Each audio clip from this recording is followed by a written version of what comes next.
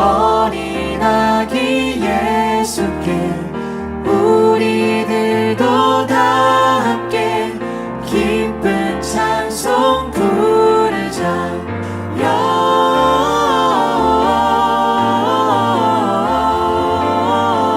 영광을 높이 계신 주께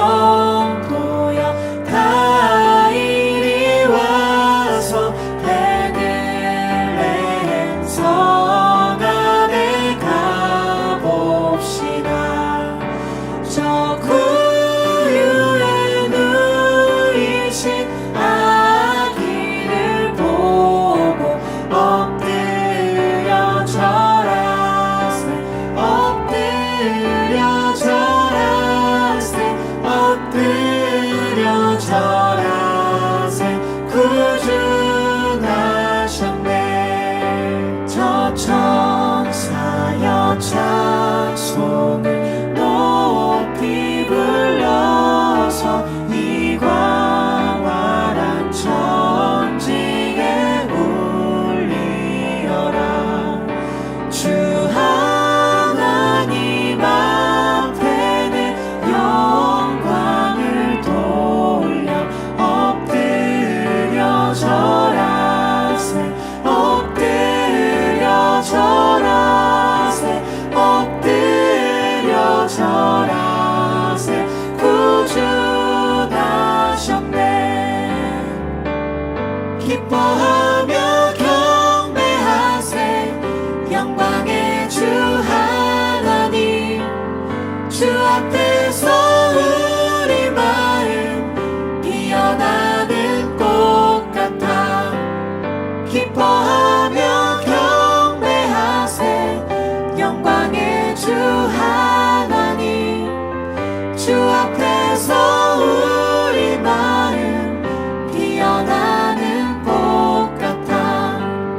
죄와 슬픔 사라지고 의심 구름 거치니 변함없는 기쁨의 주 밝은 빛을 주시네. 변함없는 기쁨의 주 밝은 빛을 주시네.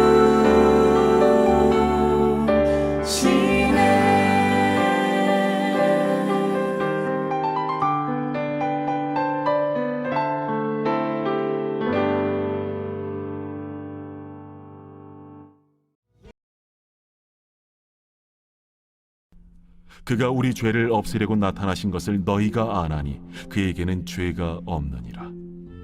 그 안에 거하는 자마다 범죄하지 아니하나니 범죄하는 자마다 그를 보지도 못하였고 그를 알지도 못하였느니라. 자녀들아, 아무도 너희를 미혹하지 못하게 하라. 의를 행하는 자는 그의 의로우심과 같이 의롭고 죄를 짓는 자는 마귀에게 속하나니 마귀는 처음부터 범죄함이라. 하나님이 아들이 나타나신 것은 마귀의 일을 멸하려 하심이라. 성탄 시즌이 다가옵니다. 모두가 기다리고 기뻐하고 즐거워하는 성탄 시즌. 우리 모두 기쁜 성탄 맞이하시기 바랍니다. 한 가지 묻겠습니다. 예수님은 왜 세상에 오셨나요? 다 안다고요? 네. 오늘 본문 5절에서는 예수님이 왜 오셨는지 설명하세요. 5절, 그가 우리를 죄를 없애려고 나타나신 것을 너희가 아나니. 하나님의 아들 그분 예수께서 이 세상에 오신 것은 우리 죄를 없애려고 오셨다라고 오늘 본문에서 설명합니다. 8절에서는요 이렇게 설명하십니다. 8절, 하나님의 아들이 나타나신 것은 마귀의 일을 멸하러 하심이라. 예수께서 없애시려는 가로 죄, 그것이 바로 마귀의 일이다. 이렇게 첨부해서 설명을 하세요. 네. 그럼 두 번째로 묻겠습니다. 그럼 죄란 뭡니까? 네. 죄요? 죄. 죄가 무엇이냐고 물어보면 우리가 쉽게 착각할 수 있는 것은 죄란, 그죠? 이런 거 아닐까요? 죽이고, 훔치고, 속이고, 이런 어떤 행위를 말하는 걸 겁니다. 라고 생각하기 쉽습니다. 그런데 그건 아닙니다. 그런 것들을요, 우리는 죄의 증상이다 그래요. 네. 죄 때문에 일어나는 그런 어떤 현상이다 그 말이죠. 그럼 죄는 뭐냐? 죄는 그런 행위가 아니라 어떤 상태를 의미합니다. 행위가 아니라 상태입니다. 좀 쉽게 설명하면 이런 겁니다. 감기가 왔습니다. 감기가 오면 열이 나고 두통이 오죠. 열, 머리가 아픈 두통, 이코르 감기 아니죠. 그냥 그런 것들은 감기의 증상일 뿐입니다. 그럼 감기는 뭐냐? 감기는 내 몸이 감기 바이러스에 져버린 상태입니다. 그게 감기입니다. 죄가 바로 그런 상태다 그 말이에요. 그럼 구체적으로 그럼 죄가 어떤 상태인가? 이 두 가지로 설명할 수 있어요. 첫째, 죄란 하나님과 관계가 없어진 상태입니다. 마귀가 처음 세상에 나타났을 때, 태초에 마귀가 한 일은 사람이 하나님께 불순종함으로 하나님과 멀어지도록 만든 것이에요. 그 결과 마침내 사람과 하나님의 관계가 끊어져 버렸어요. 네. 그런 마귀의 계략은 지금도 사실은 진행 중이에요. 네. 그렇게 사람과 하나님의 관계가 끊어져서 없어지게 된 것, 그런 상태, 그것을 바로 죄라고 합니다. 네. 하나님과 상관이 없는 사람을 바로 죄인이라고 그러는 겁니다. 이에 대해서 본문 6절 이렇게 설명하고 있어요. 범죄하는 자마다 그를 보지도 못하였고 그를 알지도 못하였느니라. 예, 하나님과 관계가 없으니 알지도 보지도 못하게 된 것이죠. 예. 어떻게 됩니까? 사람이 하나님을 의뢰하지도 않고 순종하지도 않고 내 힘으로만 어떻게든 살려고 해보는 상태, 그런 상태를 바로 죄라고 그러죠. 두 번째, 죄의 우리가 원문을 번역을 하면 관역에서 빗나간 상태다, 그런 의미예요. 죄가 우리 삶에 들어오기 시작하면 그 인생은 바로 빗나간 화살같이 된다 이 말이에요. 제대로 올바른 일을 하지 못한다 그 말입니다. 매사 빗나간다 말이에요. 사사건건 문제가 발생하고 무엇 하나 제대로 되는 일이 없어집니다. 그런 상태로 살아가게 됩니다. 우리가 구원, 그러면 영원한 생명, 영생에 들어가지 못하는 것이라고만 생각하지만 실패를 반복하는 삶, 무엇 하나 제대로 되지 못하는 그런 상태를 겸하여 말하는 거죠. 또 무엇 하나 제대로 되지 않는 상황, 그런 상황을 통틀어서 우리는 고난이다 그러죠. 고난. 네. 그럼 고난이 뭔가? 고난에 대해서는요, 성경에서 크게 두 가지로 분류하세요.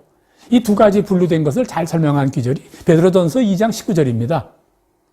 베드로전서 2장 19절은 이렇게 말씀하세요. 부당하게 고난을 받아도 하나님을 생각함으로 슬픔을 참으면 이는 아름다우니 죄가 있어 매를 맞고 참으면 무슨 칭찬이 있으리요. 하나님이요, 나를 훈련시키려고 좋은 계획을 가지고 하시는 고난이 있고 내가 잘못해서 맞는 고난이 있다 그 말이에요. 좀 구체적으로 상세하게 설명을 하겠습니다. 첫째, 부당하게 받는 고난. 하나님이 그 선하신 계획을 나를 통하여 이루시기 위해서 나를 훈련시키는 것, 연단이죠. 네. 그 고난, 그가 나를 단련시킨 후에는 내가 정금같이 나아오리라. 정금같이 나아오리라. 욥이 고백인데 23장 10절 욥기. 나를 정금같이 만들어주는 일이란 말이죠. 이렇게 정금같이 나오도록 훈련시키는 것은 장차 하나님의 영광스러운 일에 나를 쓰시기 위함이다 그 말이죠. 혹시 고난에 처해 있다면 그렇게 믿으시기 바랍니다. 근데 왜 하나님이 그렇게 하십니까? 왜 하나님이 그렇게 하세요? 우리가 바로 아들이기 때문에 그렇습니다. 히브리서 12장 6절 8절은 이렇게 설명합니다.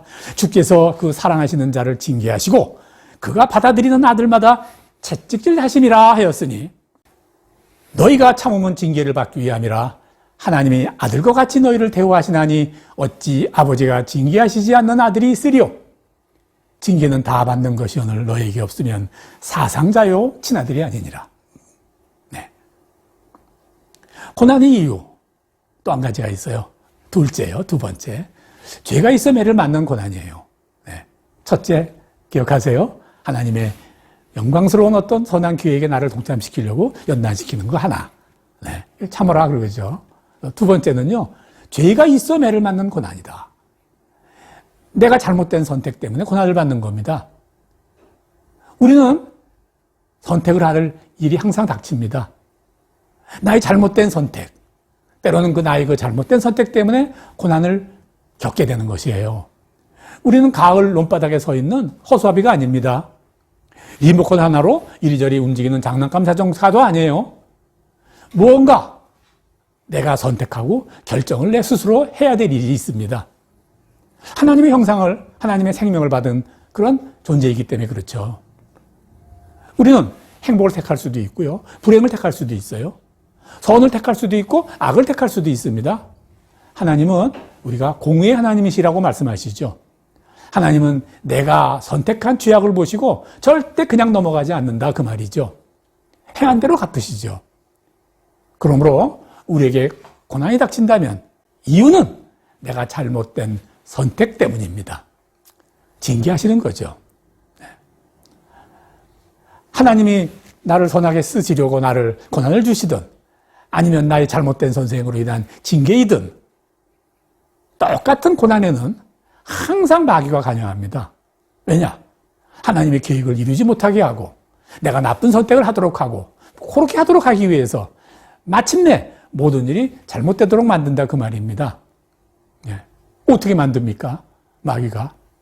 이 일을 위하여 마귀는요, 사람을 미혹하게 한다고 그래요, 본문에서. 미혹이란 뭡니까? 뭐가 좋은지 나쁜지 제대로 판단을 못한다. 그 뜻 아니겠습니까? 사랑해야 될 텐데 사랑하지 못하고 오히려 미워하고, 미워해야 될 텐데 오히려 사랑해야 되고, 참아야 할 때인데 오히려 참지 못하고, 참지 말아야 할 때인데 오히려 참고, 분노해야 될 텐데 오히려 분노하지 못하고, 분노하지 말아야 될 때 오히려 분노하고, 뭐 이러는 겁니다. 왜? 미혹되어서 그렇습니다. 그렇게 미혹되어 판단하려면요, 미혹되게 만드는 요인이 있어야 되죠. 그게 바로 거짓말입니다.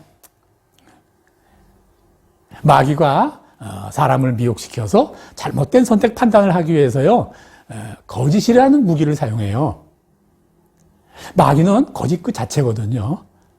로마서 8장 44절에서는 마귀에 대해서요, 진리가 그 속에 없으므로 진리에 서지 못하고 거짓을 말할 때마다 항상 제 것으로 말하나니 이는 그가 거짓말쟁이요 거짓의 아비가 되었습니다 라고 마귀에 대해서 설명하거든요. 이 세상 모든 거짓말, 얼마나 거짓말이 많습니까, 세상에. 이런 세상 모든 거짓의 뿌리예요.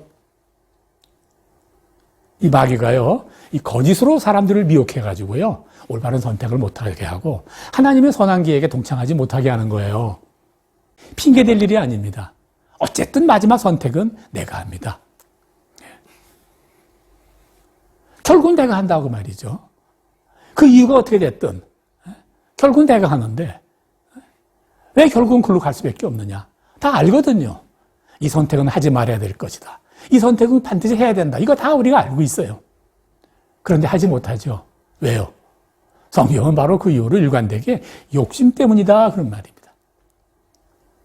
나를 미혹시키는 가장 큰 요인이, 내가 거짓말에 넘어가는 가장 큰 요인이 바로 나의 욕심이다 그 말이에요. 나의 욕심. 이 욕심에 관하여는요, 성경에서 크게 세 가지로 이렇게 설명하고 있습니다. 첫째, 욕심으로 인하여 미혹을 받아 믿음에서 떠나 많은 근심으로 나를 찌르게 됩니다. 디모데전서 6장 7절로 10절입니다. 제가 본문 낭독합니다. 우리가 세상에 아무것도 가지고 온 것이 없음에 또한 아무것도 가져가지 못하리니 우리가 먹을 것과 입을 것이 있은즉 족한 줄로 알 것이니라. 부하려는 자들은 시험과 올무와 여러 가지 어리석고 해로운 욕심에 떨어지나니 곧 사람으로 파멸과 멸망에 빠지게 하는 것이라. 돈을 사랑함이 일만하게 뿌리가 되나니 이것을 탐내는 자들은 미혹을 받아 믿음에서 떠나 많은 근심으로 자기를 찔렀도다. 이렇게 설명하는 거예요. 두 번째, 욕심으로 인해서요, 우리가 본질상 진노의 자녀가 됩니다. 욕심 때문에 하나님을 떠나 하나님과 관계없는 일을 선택하게 되었다 그 말이에요. 에베소서 2장 2절로 3절을 읽겠습니다. 그때 너희가 그 가운데 행하여 이 세상 풍속을 좇고 공중의 권세받은 자를 따랐으니 곧 지금 불순종의 아들들 가운데 역사하는 영이라. 전에는 우리도 다 그 가운데서 우리 육체의 욕심을 따라 지내며 육체와 마음에 원하는 것을 하여 다른 이들과 같이 본질상 진노의 자녀였더니. 네, 두 번째입니다. 세 번째, 욕심으로 인해서요, 마침내 죽을 수밖에 없게 됩니다. 세상 살면서는 실패의 연속, 죽어서는 영원한 생명을 놓치고 영원한 지옥길로 간다 그 말이에요. 야고보서 1장 5절 이렇게 설명합니다. 욕심이 잉태한 즉 죄를 낳고 죄가 장성한 즉 사망을 낳느니라. 사랑하는 여러분, 우리는 결코 마귀의 미혹으로 거짓에 속아 육체의 욕심을 따라 살다가 마침내 멸망의 길을 걷는 그런 삶을 살지 말아야 됩니다. 어떻게 해야 되느냐? 그리스도 예수의 사람들은 그 육체와 함께 정욕과 탐심을 십자가에 못 박았느니라. 갈라디아서 5장 24절에 우리에게 가르치는 말씀이에요. 근데 그렇게 해야 됩니다. 예수께서 세상에 오실 때 주의 사자가 요셉에게 나타나 아들을 낳으리니 그 이름을 예수라 하라. 이는 그가 자기 백성을 그들의 죄에서 구원할 자이심이라. 라고 말하였습니다. 네. 근데 우리가요, 하나 꼭 잊지 말고 넘어가야 될 일이 있어요. 예수님은 세상에 오실 때 마귀를 멸하러 오셨다 그렇게 말씀하시지 않았어요. 마귀의 일을 멸하러 오셨다 그렇게 말씀하셨어요. 하나님의 아들이 나타나신 것은 마귀의 일을 멸하러 하심이라. 마귀의 일을 멸하러 하심이라.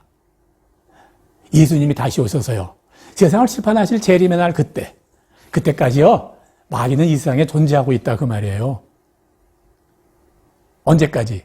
세상 끝날 다시 재림하신 예수님께서 세상을 심판하실 때 그때 마귀도 함께 온전히 멸하실 것이다 그 말이에요.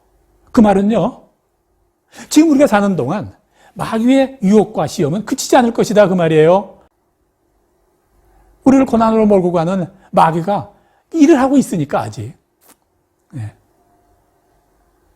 그래서 우리는 마귀와의 싸움을 그치지 말아야 돼요. 영적 전쟁이라고 그러죠. 네. 우리가 영적 전쟁에서 이겨야 됩니다. 영적 전쟁에서 이기는 것이 바로 구원이에요. 네. 마귀에게 이겨 승리하려면요, 성령에 의지해야 됩니다. 하나님은 우리에게 포도가 줄기에 붙어 있는 것 같이 너희도 내 안에 그렇게 거해야 된다. 이렇게 말씀하셨어요. 이게 성령 말씀이죠. 이 말씀을 좀 더 이해하고 싶다면 요한복음 13장에서 17절까지를 자주 좀 이렇게 공부하시기 바랍니다. 이 성령, 주님께서 보내실 성령에 관한 이야기가 여기에 대부분이 기록되어 있어요. 네.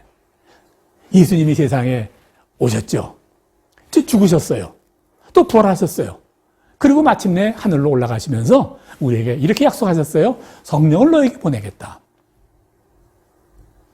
그 성령이 너희를 도울 것이다. 그래서요, 기다리던 제자들에게 먼저 성령이 임하였고요, 이후 모든 성도들에게 성령이 임했죠. 네. 다시 강조하지만 그 성령은 그 연약함 때문에, 우리 연약함 때문에 하나님 원하시는 삶을 살지 못하고 항상 악한 일을 행할 수밖에 없는, 그런 선택을 할 수밖에 없는 우리들을 도우시는 일을 바로 그 성령님이 하십니다. 그 성령님 안에서 우리는 우리 연약함을 극복하고 마귀의 횡해를 능히 이겨서 승리할 수 있다 그 말이에요. 네. 그럼 성령과 마귀의 전쟁터는 어딘가? 사람의 마음입니다. 네. 오늘 본문 6절이에요. 6절, 하나님 안에 거하는 자마다 범죄하지 아니하나니. 그리고 8절에는요, 죄를 짓는 자는 마귀에게 속하나니. 예, 거한다, 속한다, 이런 말은요, 바로 성령께서 사신다 그 말인데요. 이건 장소를 의미하는 게 아닙니다. 네, 어디 장소를 말하는 게 아니고 바로 우리 마음을 의미하는 겁니다. 마음. 마귀가 숨어서요, 진지를 구축한다 그렇게 설명이 되어 있는데, 우리 마음속에 단단한 진지를 구축하고 있는데 그것이 바로 마음이다 그 말이죠. 성령께서 나를 도우시려고 오시는 것도 바로 마음이에요. 네. 그러므로 내 마음에 하나님의 성령이 거하면 나는 죄를 짓지 않고 승리할 것이며 하나님에게 사용되어질 것이고 내 마음이 마음에 속하면 거하면 마귀가 이긴다 그 말이에요. 하나님은 마귀의 일을 멸하러 오셨습니다. 우리 죄를 없어 주시려고 오셨습니다. 우리 성도는 마귀의 일을 우리 하나님을 의지하여 이겨내야 됩니다. 그러려면 우리 마음에 반드시 하나님의 영이 거하셔야 된다 그 말이에요. 결코 내 마음이 마귀에게 속해지면 안 된다 그 말이에요. 네. 기억하세요. 마귀는 승리하기 위해서, 마귀의 일을 하기 위해서 누구를 이용하느냐? 사람을 이용한다 그 말이에요. 사람을. 뭐 마귀가 도끼비 뿔을 달고 와서 사람들에게 나는 악한 일을 하는 마귀의 일을 하는 자다 하면서 그러지 않습니다. 마귀는요, 가까운 사람들을 이용해서 마귀하려는 그 일을 한단 말이에요. 그 가까운 사람이 바로 나다 그 말이에요. 내가 마귀에 속하면 내가 사람들에게 바로 마귀의 일을 하는 그런 존재가 되어버린다는 뜻이에요. 하나님에게 쓰임을 받지 못하는 건 당연하고 마귀에게 이용당하는 삶 살아서 세상 삶은 실패하고 죽어서는 영생을 잊어버린다 그 말이에요. 나만 그런 것이 아니고 나로 인해서 내 이웃, 내 가족, 내 가까운 사람들을 그렇게 만드는 일을 내가 한다 그 말이에요. 네. 뭐 내가 항상 피해자는 아니잖아요. 때론 내가 가해자가 될 수도 있다는 사실을 유의해야 된단 말이죠. 많아요 주변에. 네? 주변에. 이제 말씀을 마칩니다. 에베소서 3장 16절로 17절까지 주님은 이렇게 말씀하십니다. 그의 영광의 풍성함을 따라 그의 성령으로 말미암아 너희 속사람을 능력으로 강건하게 하시고 믿음으로 말미암아 그리스도께서 너희 마음에 계시게 하시옵고 너희가 사랑 가운데 뿌리가 박히고 터가 굳어지게 하라. 오늘 설교의 결론을 말씀드리는 아주 귀한 말씀입니다. 사랑하는 여러분, 기쁜 성탄이 되시기 바랍니다. 믿음으로 더욱 나으신 하나님을 받아들이는 그런 성탄이 되시기 바랍니다. 성령님이 내 마음에 거하시는 삶이 되시기를 주의 이름으로 축원합니다. 주님이 세상에 오신 그 뜻, 나를 구원하시려는, 나를 이용하여 세상을 구원하고 나를 구원하시려는 그 하나님의 뜻을 내가 이루어드리고 마침내 승리하는 인생이 되기를, 그런 우리 모두가 되기를 주의 이름으로 간절히 축원합니다. 아멘.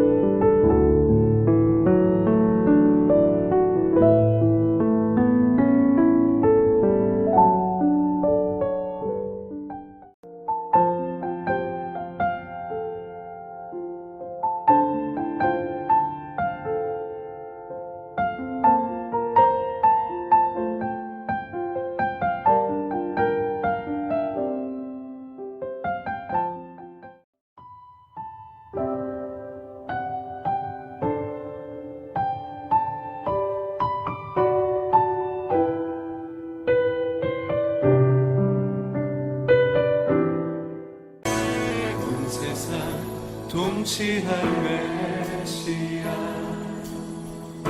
주께서 온 우주 다스리니 그 나라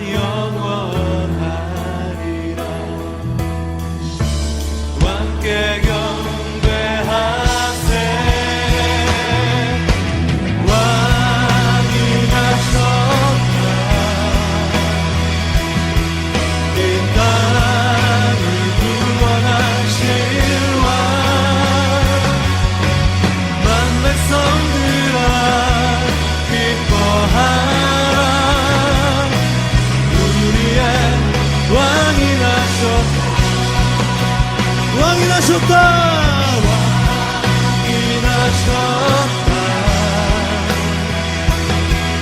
이 땅을 구원하실 왕 만 백성들아 기뻐하라 우리의 왕이 나셨다 온 열방에 선포하면서 왕이 나셨다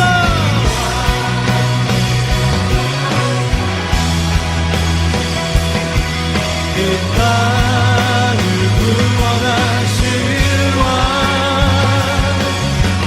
만 백성들아 기뻐하라 우리의 왕 다시 한번